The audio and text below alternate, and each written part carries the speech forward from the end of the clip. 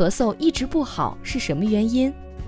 如闻医生特邀专家王和刚，西安市第一医院呼吸与危重症医学科主治医师。咳嗽这种症状是一种人体的正常保护机制。我们在临床上把咳嗽从时间上来分别的话，是分为急性咳嗽、亚急性咳嗽和慢性咳嗽。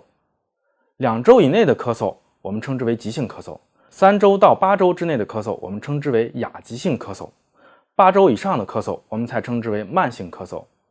很多慢性咳嗽的患者，他往往不单纯是呼吸系统的疾病，还可能有消化系统的疾病。比如说有一种疾病叫做胃食管反流症，就是叫做简称 GERD 的疾病，它也会引起患者的慢性咳嗽反复不愈，但是这种疾病我们是通过可以口服抑酸药物来治疗的。还有一些慢性咳嗽的疾病，包括像有咽喉炎以及上气道综合征，我们以前把上气道综合征叫做鼻后倒流综合征，就是患者实际上是因为鼻炎导致的反复咳嗽。鼻炎之后鼻腔的分泌物增多，患者在体位改变的时候会出现鼻腔分泌物向后倒流至咽喉部，刺激性咳嗽，这也是长期反复咳嗽的一个很主要的原因。